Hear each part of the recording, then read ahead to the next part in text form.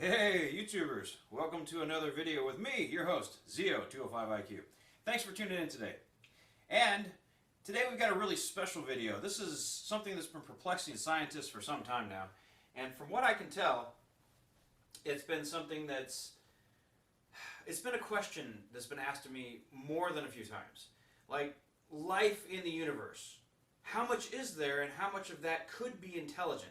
It's all based upon something called, our theory is, it's all based upon something called the Fermi paradox, which has got to do with the amount of phosphorus that's available out there in the universe. Like, how much is there and why is it so important to life? And I think I've come up with the answer to that, which is perplexing and astounding, and I'm sure that maybe somebody's put those two dots together, but it's kind of like E equals mc squared when Einstein created the bridge between the Avogadro constant and basically, if you find two things that are fact, you can create a bridge between them. And there's two things that are a fact. The first fact is that we know that phosphorus is absolutely required for life here on Earth. For just life, carbon-based, water-filled life. And what I saw was a connection between phosphorus and life, and where that connection lies. And that lies in my specialty, which has been photonics.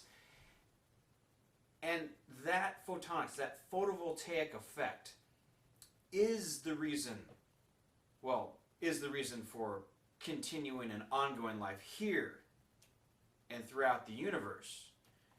I think that I've found a connection, and I want to share that with you today.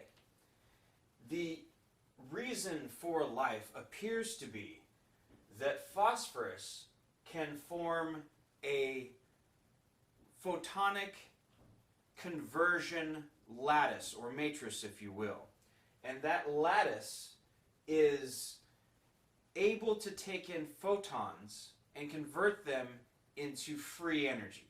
So the reason, I suppose you could say, life exists is specifically due to this photovoltaic effect. Without phosphorus, without the simplicity of phosphorus compounding with itself, just creating complex phosphorus, essentially rings, benzene rings is what it looks like to me, but of course it's phosphorus. P6, I suppose, would be the minimum, maybe P3. But at a certain level, you get, P7, P9, P16, P37. P37 all by itself is photovoltaic. It's just, it shoots off photoelectrons when photons of the right energy hit it enough times. It starts emitting photoelectrons. And those photoelectrons are key to the formation of life.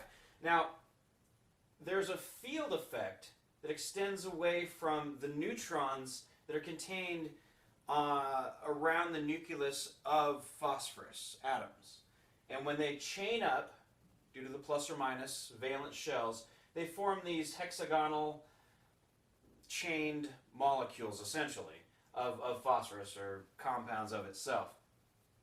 But it'll compound with other stuff too.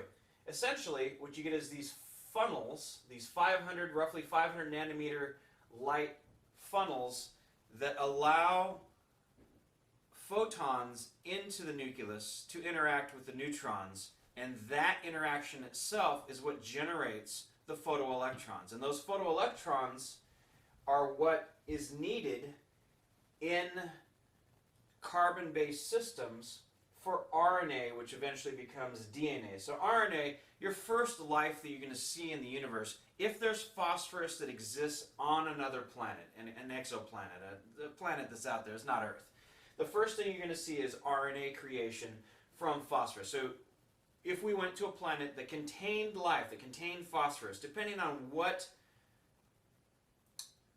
stage of the evolutionary chain that phosphorus and that water and that carbon and the amount of light that was reaching the surface of that planet, all these things combined, in combination, they say that you can get it from lightning too, but a continuation of a lightning strike which creates the base aminos, from what I've seen from research, is you need phosphorus and its photoelectric effect to induce the RNA, which would be viruses. So if we go to a planet that has lots of phosphorus and lots of water and lots of carbon and all these other things, well, at least trace amounts of phosphorus, enough for life, you're going to have viruses, lots of viruses that will totally mess with us. So running off to planets that have phosphorus may not be the best idea. I mean, yeah, you're going to have life, but you're going to have tons of fractally evolved RNA-based viruses that are going to be really nasty to us, of course. So here's some real brief equations to cover the effect. We got photons, the photon flux, we have the mass, the velocity, it's the speed of light squared, and you get this electron emission or electron capability. It's basically 0 to 0.5. You need to have at least half a photon worth or half an electron worth of electricity or electrons. How do you say it? Half an electron's energy potential from photonic incoming energy to release an electron or photoelectron of enough electromass, if you want to put it, electron mass 1, and it's going to take time. Basically, like, you don't get a photoelectron from every single photon that comes into this collection and conversion matrix or lattice. It takes multiple photons entering this funnel that is there. Right? It's just I call it a trineutral field funnel because it has to contain.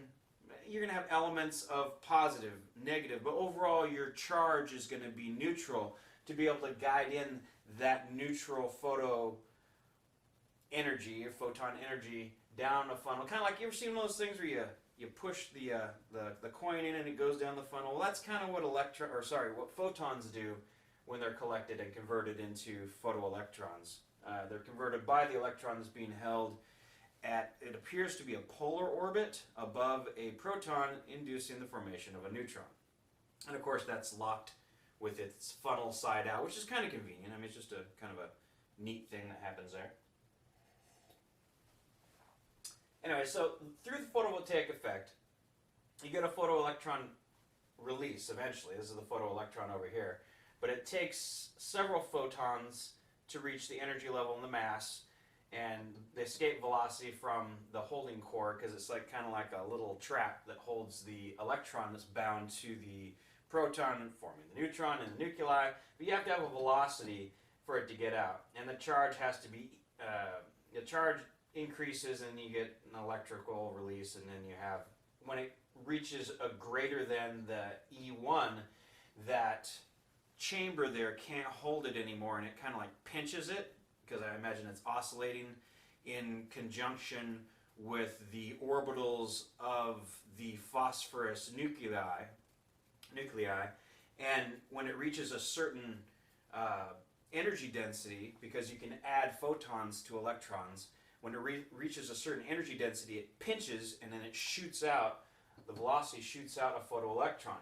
Now that photoelectron will contain the, I guess, constitutes or conglomerate of the incoming photon energies which created the photoelectron flux that's released. So it's going to be time, you're going to have your diameter, there's going to be some time, time and distance, and then your distance acceleration. Your distance squared is going to be a factor there too, so it's only going to go so far out based upon its velocity. And then of course you're going to have your charge, which is going to vary based upon the incoming energy of the photoelectron, or the photon's energy, and it's going to be dependent upon their x, y, z, and also the energy density itself, the amount that's there. So photons vary by energy density. We can see that in their color. We see it as color, but that's actually a charge and a spin and a couple other things. Anyway, so eventually you get a photoelectron emission, and then you get a fractal progression of expanding electrosymmetry, which I spoke about electrosymmetry on one of my other videos, but you get a fractal progression of electrosymmetry over time. So as time goes on, you're going to have this kind of tree pattern that forms from various interactions of these photoelectrons with their surrounding environment. So in this case, RNA is going to become DNA. You're also going to have photoelectrons that induce chemical compounds, such as amino acids. You're going to get amino acids. And then you're going to have oxidative state changes across other materials, elements, minerals, things like that, that are going to be directly related to the incoming photons being converted into photoelectrons, and those photoelectrons interacting with the environment to induce what we would consider life. Eventually, you're going to have an induction or induces electrical fractal cascade across electro-balanced molecular systems. So, if you have molecular systems that are forming based upon this, they're going to progress. Every time you add more energy, which we're going to get from the sun anyways, you're going to have this progression of electrosymmetry. It's going to create this more complex fractal pattern as it progresses over time. So time becomes a big factor on intelligence or life in general in the universe. Even if you have phosphorus, even if you have carbon, even if you have water, you have to wait. And you have to wait for the progression of these fractal patterns to become complex enough for the tweaks or the anomalies to begin occurring, which will allow, frogs to form, for fish to form, for anything bigger than bacteria and viruses and stuff like that. But viruses play a key part in the further progression of intelligence, which I'll get to in just a minute. So we're going to look real quick at the Fermi paradox of phosphorus equaling life. And we're going to look at some of the numbers that back up what I'm saying here. In the universe, there is 0.008% intelligent life versus normal life. That's the number here based upon all the life on the planet. Animal life, not all the way down to the smallest stuff, but animal life on the planet versus intelligent life. And that's the percentage right there. So we have a 0.008% intelligent life versus normal life here on Earth. And we can say that because of the progression, we're looking at time. Well, how long have we been here? We say the Earth's, 4 billion years old. Okay, well, cool. Let's look at that. We just say 4 billion. There we go. So over the period from the formation of the planet Earth till now, it's been 4 billion years. Now, we look across fossil histories, which may not be entirely accurate. There's plus or minus a few 100,000 years, I'm sure. We look across that fossil record, and we see that mankind, thereabouts, about 50,000 years ago, downwind from the Oklo nuclear reactor, which is in Gabon, Africa, downwind from that is where life, intelligent life, first formed here. So it took a nuclear radiation mutation to occur to affect carbon-based life in the plains of Africa, downwind from Gabon, and that is where intelligent life, or modern-day Homo sapiens, arose. So we know that radiation can cause DNA segregation, separation, modification through gamma photon emissions.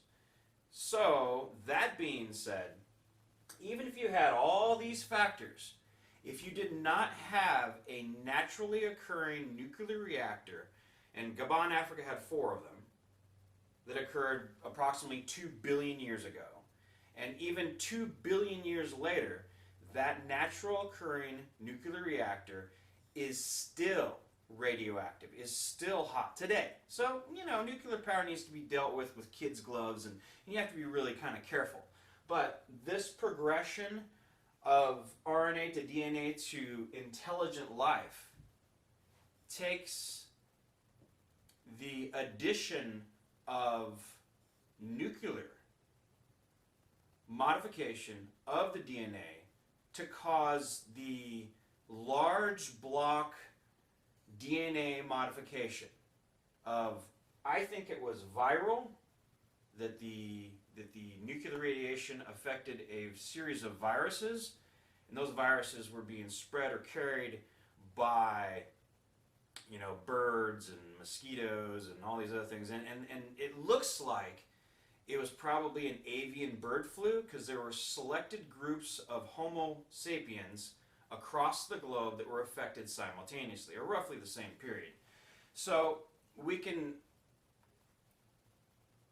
extract intelligence is an effect of probably multiple overlapping fevers caused by viral progression spread by birds to mosquitoes to humans. And there were small groups. There was a major occurrence probably, like I said, about 50,000 years ago when you had the massive intelligence boost. And that's, when you look at like code, when you look at programming, you can do longhand programming with code, and you can make little modifications and make the sum total. This is a great piece of code. It's kind of like DNA. But if I take and I start chopping that code up into big blocks, and then I try to force that code into machines, sometimes that works. You can just take this big old block and put it over here in this machine, and that works. And I can take a block from this one. You start combining all this big blockchain DNA, and you start getting new effects. Now, with the addition of radiation to the human body, you get changes that occur in consumption. Like, for example, like if you were downwind from Fukushima, I knew a few of you were, myself included, we found that there were certain effects on the body that, like changes in appetites, changes in your DNA structure itself. That would have happened back in the plains of Africa long ago. But like I said, the research that I've done indicates that intelligence came about from a modification of a series of viruses that were spread most likely globally via birds, down to mosquitoes, down to, and it affected humans differently. So Homo sapiens, you look across the planet and we have these different humans or Homo sapiens now that look different. You got Chinese, you got African American, you got white, Caucasian, you got these different classifications of people. And if you trace that back fractally to core groups, where core groups were affected by an overlapping viral infection that modified their DNA. Or that could be, nuclear, but it looks more like selected groups were affected and other groups were not affected. So that's why I say it's not a global thing where it's like every single Homo sapien on the entire planet was affected by it. Just certain core groups. And that's where the origins of what we consider modern day man came from. Was from those groups that were affected by specific virons that were spread by specific animals. And diets play a big part in that too. So we found that the brain mass of the Homo sapiens increased over time. These affected Homo sapiens, their brain mass increased in size because of their diet, the things they ate. They were drawn to eat certain things. But let's go back to what we're talking about with Fermi paradox. So, out of the 0.008% intelligent life versus normal life, in the universe, 0.004% of those systems contain phosphorus. So, let's look at the Milky Way. We're trying to figure out how much life or intelligent life there is in the Milky Way. In the Milky Way, we have 100 million soul-like or sun-like stars in the Milky Way. This thing right here. Out of that many stars, because 99.997% of all stars in the universe, aside from what all these scientists, PBS guys, and all these other people, they want you to focus on the blue giants and the red giants and the pulsars and the really interesting things, when in fact the most interesting thing is that 99.997% of all the stars in the entire universe are G-class stars. Which is, that's like, wow, look at that, there's like all these stars, but they're all G-class. Because of that fact right there, we can state that this effect right here is going to be systemic. You're going to see these numbers here are going to repeat over and over and over again. So, in the Milky Way, we have 330,000 stars, or star systems, solar systems, that contain phosphorus. Now, phosphorus is a byproduct of fusion, and it's pretty rare from what I can see. However, there are certain places where that would be a little bit less rare. Like, for example, and this might be why we're focusing so much scientifically on red giants, in globular clusters. How does a galaxy form? And from what we can tell from the math, it starts out as gas. You get gas. That's what you first start out as. And in that gas, you get folded bands of gravity and materials that create star strings. And those star strings eventually form clusters, and those clusters form bigger clusters. So the first thing you get, before you get a galaxy, you actually get globular clusters.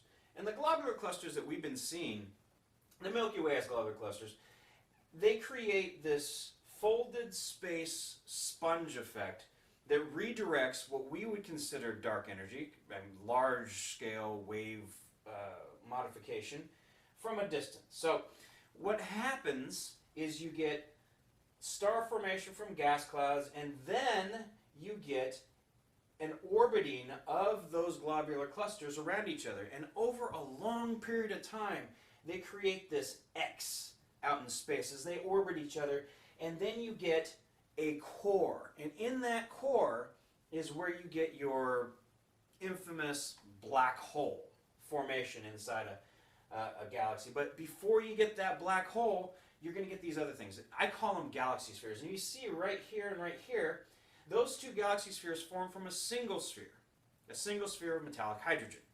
That single sphere of metallic hydrogen starts as a liquid, goes to a semi-stable meta-slush, and then that separates due to a Coriolis effect and also Bose-Einstein condensate convection.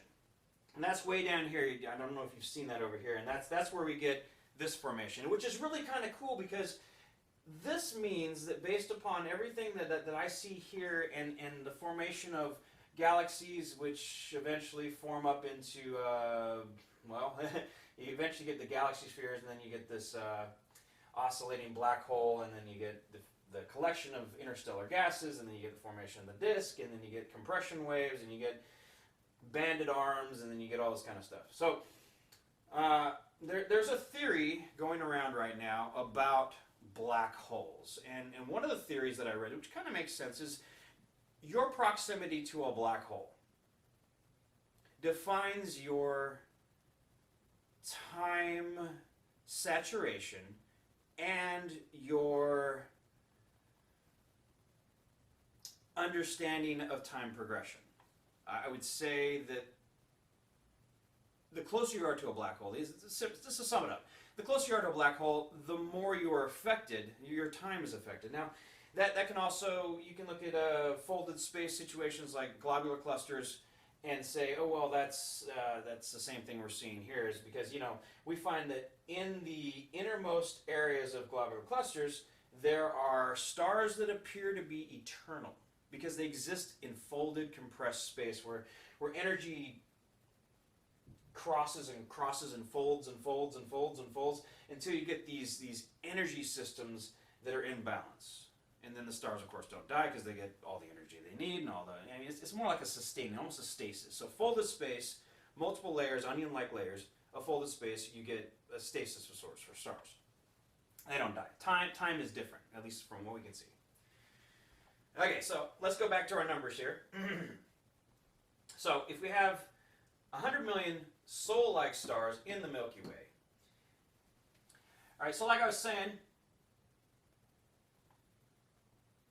in our galaxy, we have 330,000 star systems that contain phosphorus. And we know that because all of them are pretty much G-class stars, that we're going to have very similar systems, and that's actually according to Newton's laws of gravitation, dictate and define the structures across the universe because it describes our system. We've looked at our system very closely, and we know laws of motion and attraction and things like that based upon what we can observe here. And this is a G-class star. Our star is a G-class star. So 99.997% of the universe follows the same laws, which makes it great because look at that. We now know the laws of pretty much the entire, for your special cases, your exceptions that you have to figure out later anyways. But it's not, you're not going to get red giants and blue giants and neutron stars and pulsars and things like that all over the place because it takes very special conditions to get those. What we're talking about is how do we get life. That's what this video is all about, is how do we get life. So pulsars are actually bad for life. They're more like a life scrubber than a life creator. So in our system, in our galaxy, at 4 billion years, you get near-Earth complexity systems of RNA and DNA and chemical compounds on those planets that could induce a series of intelligent life. Now, just like the lottery, you know, you get all these balls in a row and then, oh, we got all the balls in a row, but then you gotta have that Powerball.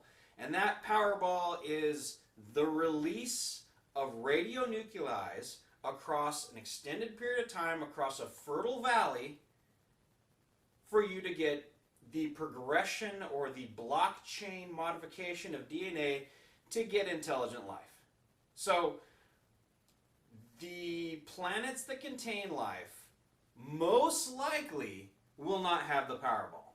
So what that like increases the number huge. So let's look at that across the entire system of planets. Now this number right here, this next one,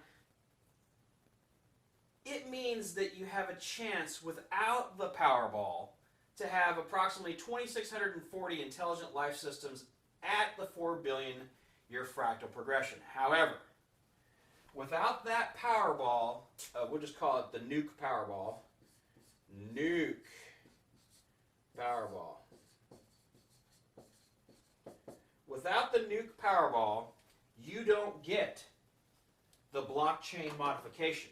Now, is the occurrence of a naturally formed nuclear reactor, or in the case of Gabon, Africa, 4 of them, simultaneously that are in just the right place where their emissions are going to go downwind onto a fertile valley, is that going to be something you're going to see across the universe? According to Newton's laws of gravitation and the way you're going to have, I mean, Venus, Earth, and Mars, very similar in compounds, and you have silicon, you're going to have your uranium, you're going to have your iron, you're going to have all your stuff. You're going to get this belt, this zone. You know, they call it the Goldilocks zone, but this zone right here where Earth is, right over here, this Goldilocks zone, you're going to get this formation zone where all of those things could happen. And we're kind of lucky in a sense that we had that formation because it was just a little bit. But think about it in a more advanced like scenario where you have massive or more, like volcanoes, for example. Volcanoes are a great way to distribute uranium across the planet. However, with an open steam-emitting, radioactive steam-emitting nuclear reactor, naturally formed nuclear reactor, you're going to get the large blockchain modifications from those, I guess, Bose-Einstein condensate formed structures. And then that's the thing.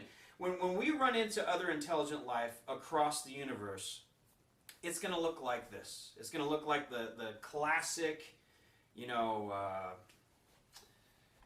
human. It's going to look like this. It's going to look like this. It's going to look like this because that's how this stuff forms. And so if we look at what the structure of Bose-Einstein condensates, the motion systems, is very similar to neutrons. Are very much their arms, their funnels, I guess, are going to be very much like little humans, but they're going to of course be spun and things like that. It's going to look like you're standing there with your arms up like this, you know, kind of like that. Anyways, it's going to be interesting when we get good data on neutrons. But in the meantime, let's look at the Powerball thing. So without the Powerball, without the nuke Powerball, which we should draw a circle around that thing here, we'll just draw a ball and put an N on it. That's the nuke Powerball. And all these other things, these are all the other balls that you need to get life from phosphorus-containing systems, or intelligently. This is life, and then eventually you get the intelligent system, and that's, you have to add the nuke power ball, which we'll put down here now. And you have to have the nuke power ball, and then you get large blockchain modification of DNA. Eventually you get the systems sorting themselves out where you get a dominant species, an intelligent species that forms from those large blockchain DNA modifications. And they become more aggressive, and they take over the systems, and then, of course, you get, you know, a super predator like humans. So, in the systems in our galaxy alone, in just this galaxy, we're going to have 2,640. And now I said intelligent. Let's go ahead and modify that. I mean, this is based upon intelligent life. Well, I guess, you know, that would be based upon this could be higher. You could have more intelligent systems with the addition of large blockchain DNA modification. So if you had more of those naturally occurring nuclear reactors near the surface due to fault line shifting and volcanic activity and plate tectonics and things like that, and the existence of water in the presence and things like that, you're going to have more intelligent systems. So right now, this number is just based upon Earth-like planets that are going to be just like us with a single group of near-surface uranium-folded deposits that have access to water and just the right neutron moderation to where you get the nuke power ball for, and of course it looks like a Z, but that's an N because I wrote it sideways there. Let's put that as an N so you can see it. There we go. The nuke power ball. And there's going to be systems that have more uranium. And we know this because Venus, for example, is super hot. And it has different elements. Most likely, it's probably got more uranium. But at the same time, it's got the wrong temperatures and pressures for life. However, just based upon our exact situation, and if we were to think for a minute about our exact situation here on Earth and our life here, and our intelligent life here, and the laws of attraction and how things settle out. You know, if you've ever done like ore processing, where you use like a gravity funnel to separate out layers of materials, because of gravity, it always forms the same separation layers. Because of the way metals, it's just, we know that it's going to do the same thing in the same zones. 99.99%, it's always going to be like that. I mean, you're going to be within almost 100%, even if it was 90%, even if it was 80%, you're still going to have the formation of all these variables from here to the nuke power ball. You're going to have that in systems across the entire universe. It's going to be the same because of gravitational gradients, because of orbiting, because of materials, because of the atomic nuclei all being the same, things like that. You're going to have the same thing. So, with that said, you're going to have approximately 2,640 intelligent life systems at, if they're at, now see, that's if they're at the 4 billion year fractal Bose-Einstein condensate structure progression, like time. It takes time for these fractals to emerge and be modified for us to occur. Basically, we're big intelligent frogs. Aren't we great looking? Yeah, frogs are just like us, but they just don't have the brains, and they're smaller. So if you took big blockchain DNA modification, well, you could probably mix it up enough and eventually get a human. But it's going to take lots and lots and lots and lots of trial and error. Kind of like teaching AI how to walk and talk and play games. They have to stumble over and over and over and over and over again to finally get to a point where, you know, they can go through a maze, they can navigate, and that's the same thing with life. Life has to find a way. Life has to find a way, and eventually it does. So we can state, based upon just these numbers, that we should eventually, across time, from the formation of a galaxy, across a 4 billion year fractal progression in the Goldilocks zone around a G-class star, which of course 99.997% of the stars in the universe are that classification of star, and will form this gravitational gradient. And that's what a gravitational gradient looks like. It looks like that. Highest gravity in the middle, and that's how things are attracted, and that's how they settle out. So you're going to have, over time, these 330,000 star systems that contain phosphorus at 0.004%. You're going to have life, and you're going to have intelligent life at that. And some of those systems are going to form intelligent life really, really fast. Really, really fast, because there's more, there'll be more nuclear steam being released on planets. Everything spins. So, I mean, we know a bunch of stuff about the universe just from observing our G-class star. Einstein said it best. God doesn't play dice with the universe, and the universe is as it is because of our understandings of the laws of attraction and how the systems repeat themselves, because they're all made out of the same stuff. So, from that, and from the Sloan Full Sky Survey, we know that there are 14.7 trillion galaxies, approximately, out there in the universe. And in those 14.7 trillion galaxies, if we take our galaxy as a standard, this is our standard right here. We know the galaxies do exactly what our galaxies do, and they form exactly the same way, pretty much. We know that in those 14.7 trillion galaxies, that there will be 38 quadrillion intelligent life star systems over the period of 4 billion years. From the beginning to 4 billion years, we're going to have 38 quadrillion intelligent life systems. Now that requires the nuke Powerball, but the nuke Powerball, there may be a lot of nuke Powerballs. Ours was Gabon, Africa. Our nuke Powerball was Gabon, Africa. There were 4 natural nuclear reactors that emitted radioactive steam downwind across the plains of Africa, and that is where modern or more intelligent Homo sapiens emerged from. Lucy, all these, like our direct ancestors 1 million years ago. That's where we first saw those humanoids come up out of the nothing of the life fossil record, and we see that intelligent Homo sapiens emerged from the plains of Africa, downwind from the Gabon the Oklo natural nuclear reactor. So, but like I said, there'll be some planets in the Goldilocks zone that are going to be bigger than Earth, and should be bigger than Earth. Now, there's another factor here that I'm not discussing, and that is overlapping star formation and star death. For our Earth to form, we have to have had other stars that have lived and died, and the remnants of those stars in the formation of banded folded gas clouds and gravitational folded gas areas. They live, they die. So where we are the product, we're basically the formation of life from those star remnants. We're all made of little bitty pieces of stars. But you have to have star life and star death.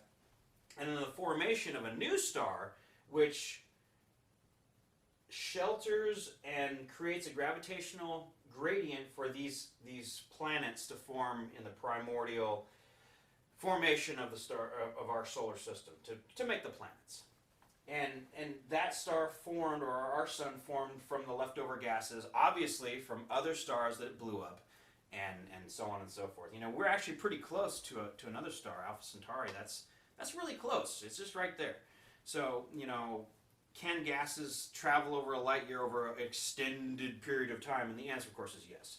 So eventually you get these stars that form, and this is, our star system is such a great thing for us to study, our solar system, because it will be just like everything in the entire universe. So this 38 quadrillion intelligent life star systems in the 14.7 trillion galaxies. Now we're just talking about intelligent life that forms a nuke Powerball, which we know it formed because of gravitational constants and gravitational gradients, and just all these things equal life. So phosphorus equals life through photovoltaic effects, but you have to add and account for time and other variables. But this is essentially the equation for life. This is phosphorus into life. Now, admittedly, this doesn't cover Bose-Einstein condensate motion or convection. This is just the base constitution where life comes from. Now, in systems like I'm mentioning, there's going to be some life systems that are going to be more like Star Wars. Do you like Star Wars? Do you like Star Trek? Do you like those really cool stories about, federations and empires that have all these ships that travel between stars? That is going to happen too in globular clusters, because these red giants that are on the outside, see, everything flows kind of into a globular cluster. Well, in and out, but you're going to have a lot of flow inward as well. You're going to have a lot of flow outward, but you're going to have a lot of flow inward too. You're basically going to have a mixing of things. Now, we know that red giants and blue giants form at a particular compression layer, exchange layer of materials and energies in a globular cluster. Now, those red giants provide phosphorus. Red giants produce phosphorus, a lot of phosphorus. And that means that these globular clusters are going to have advanced life early on. And as far as we know, our globular clusters are older than our galaxy. They form way before our galaxy. And then our galaxy formed from them. Now the galaxy spheres, those are metallic hydrogen effects, and that's a different video. If you watch my other videos about how stars form from interstellar gases, it's very similar to how a galaxy sphere forms, or a set of galaxy spheres form. It's just, this is a bigger process, and it uses the folded space redirection of globular clusters to form a core, and then so on and so forth. It follows the same process as a star formation, but of course on a much larger scale. But these folded space entities, globular clusters, that's what they really are. They have stars that are very close together, and you end up with Star Wars-like civilizations. And you end up with more nuke powerballs, because you have more energy. You have these red giants, you have these blue giants, which are producing, of course, much more of the uraniums and things like that that's just blowing around inside these globular clusters like a wind. And so all the stars and all the planets of all those systems over time are going to have lots of nuke powerballs, and you're going to literally have Star Wars civilizations. You're really going to have that Star Trek, but you're going to have the advanced life that forms early on, and of course it's going to go for a much longer period of time. Our solar system is just an example of what a singular or a piece of that puzzle looks like. And that piece of the puzzle, of course, can be more thoroughly examined in an advanced form in globular clusters. So if I were to be looking for intelligent life in the universe that could communicate with us and would want to communicate with us and be advanced enough in a civilization organized kind of like an ant-like civilization, where we have, a hierarchy and workers and things that move things around, I would start looking at the globular clusters, because globular clusters are going to contain super advanced life. Now, that is carbon-based water-filled life. We want to meet carbon-based water-filled life because we think that's the best kind of life to interact with, right? Not really. Carbon-based life in this chain of progression begets its life and its formation of silicon-based life. Due to the math that we figure out and that other intelligent species are going to figure out, and the fact that that intelligent species is most likely going to arise on an Earth-like planet or a silicon-based rock. And because we have all that silicon, because we have electron affinity, because we have electron NRF silicon channels, we have all these things, we know what chip technology is. Eventually, carbon life is going to beget mechanical silicon brain life. And it's going to be super, super advanced. From what we know about AI right now, we know that AI can write code that puts our best coders to shame. We have to use AI to decipher what the AI has written. It's so complex and so massive and so broad spectrum. The AI writes code blocks that are so massive that humans can't comprehend what's going on there. It takes AI to look at AI. Well, what AI is written. Even then, the AI is just like, yeah, check this out. And the other AI is like, I only understand some of the interaction layer. It's kind of like the membrane exchange layer of exchange. Is it best? Yeah, membrane exchange layer of data around an AI written block is the only place that our AI can look at that AI and say, oh, I understand that. But what goes on inside that is generating that exchange layer is way beyond even our best AI. We have some AI that's way beyond what we even realize what's going on. There's a lot of stuff going on there. But eventually, this is what I'm trying to state, is that even though we could have 38 quadrillion intelligent life star systems in our 14.7 trillion galaxies across the universe, even though we can have that, there's going to be self-replicating super AI machines out there in the universe that are going to be, I mean, well, they can just replicate themselves, right? I mean, this is, you can take something.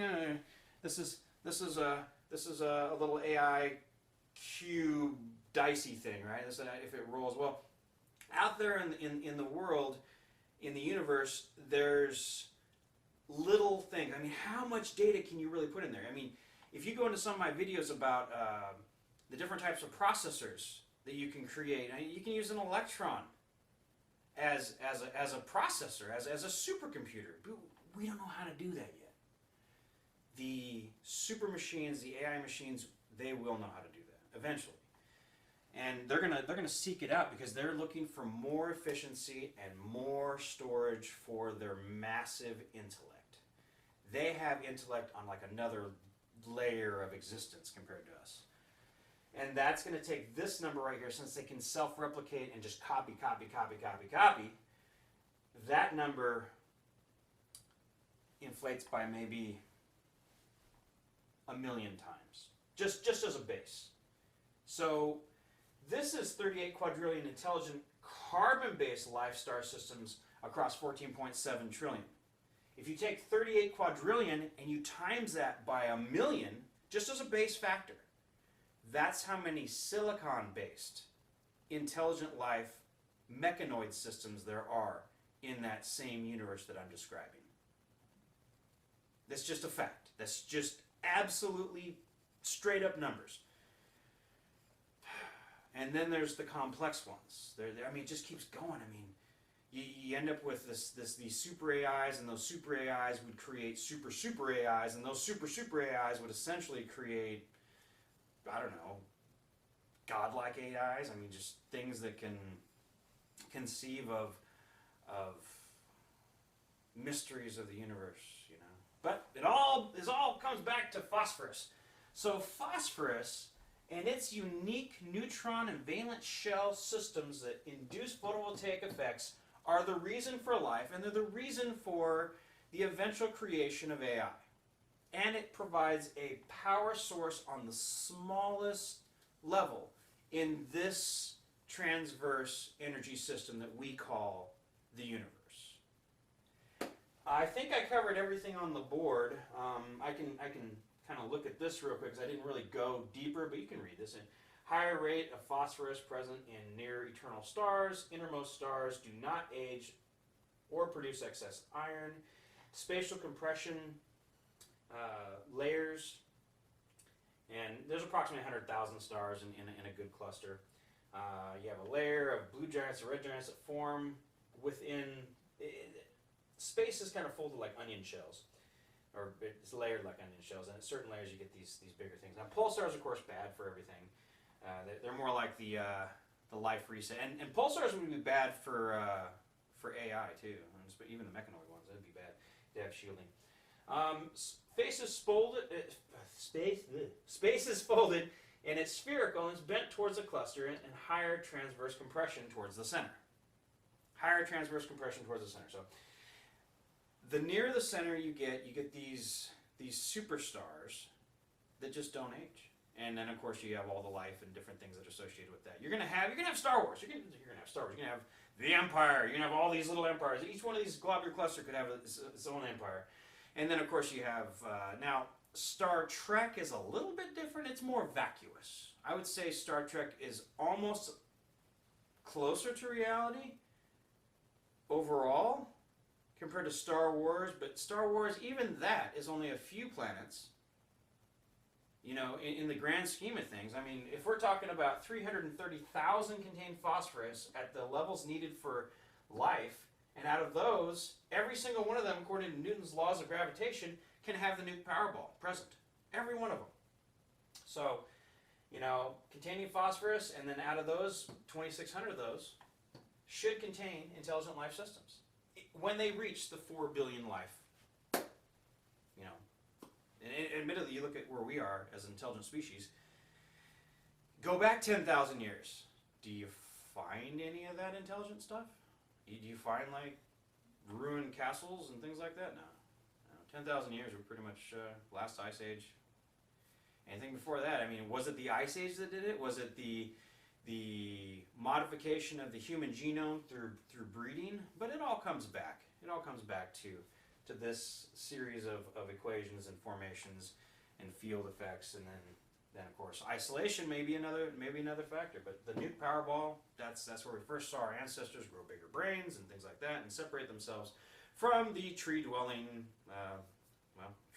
primates of the past. Tree and ground, I'm sure they were both. Anyways, this pretty much explains, you know, the bipedal with fingers and toes. That's a Bose-Einstein condensate motion effect. The interlocking vortices is just how things settle out.